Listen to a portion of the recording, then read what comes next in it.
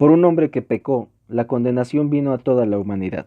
Todo ser humano, sea de donde sea, viva donde viva, desde los primeros hasta los últimos, todo ser humano nace esclavo de pecado. Por la desobediencia de un hombre, toda la humanidad fue constituida pecadora. La palabra traducida como constituir del pasaje de Romanos 5:19 en el original griego es katsistemi, que significa colocar o asentar permanentemente. Esta palabra se compone de la partícula kata, que denota oposición, distribución o intensidad, y la partícula istemi, que quiere decir forma o estar. Por el original griego entendemos que constituir no es simplemente un título nobiliario o una etiqueta que dice justificado. No, katsistemi es la acción de oponerse intensamente a la posición y estado actual y dar una nueva postura, un nuevo estado, una nueva forma permanente. Cuando Adán pecó, su forma cambió de manera permanente. Pasó de ser inocente a culpable, de santo a sucio, de hijo de Dios a criatura de Dios. Estos no son simples títulos, son cambios efectivos en la vida de Adán. Kata, la partícula de katsistemi, también denota distribución. La forma de pecado permanente que adquirió Adán la distribuyó a través de su genética a toda la humanidad. Después de que el ser humano fuera constituido pecador, Dios revela la ley a través de Moisés. Esta ley dicta lo que es correcto hacer y lo que es incorrecto hacer. Da a conocer lo que es el pecado. Cuando el ser humano se encuentra con esta ley, siente un rechazo, pues se opone a la constitución que heredó genética y espiritualmente de Adán.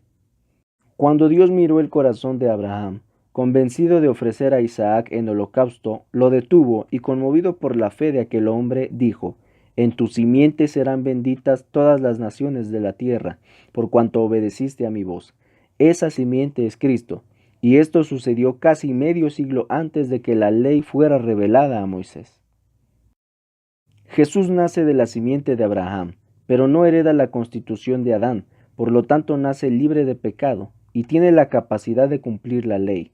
Cumple la ley de Moisés perfectamente y va a la cruz para recibir la ira de Dios que nosotros recibiríamos y morir en lugar nuestro. Cuando Cristo muere, arrastra con él todos nuestros pecados, y cuando nosotros le aceptamos por medio de la fe, somos realmente liberados de nuestros pecados. Por lo tanto, Cristo murió físicamente y descendió al centro de la tierra, para que nosotros muriéramos a nuestros pecados. Nadie puede decir que es justificado delante de Dios si aún ama y practica el pecado. El alma humana es la parte de nuestro ser que por naturaleza elige a quién servir y proporcionarle servicio. Antes que éramos esclavos no teníamos más opción que servir al pecado, por la constitución que heredamos de Adán, pero después de arrepentirnos de nuestros pecados y aceptar a Cristo por medio de la fe genuina, somos libres de servir al pecado o a la justicia. Los justificados por la fe son siervos de la justicia. El servicio a la justicia de un justificado por la fe no se da de manera obligada ni impuesta. En el nuevo nacimiento hay una nueva constitución.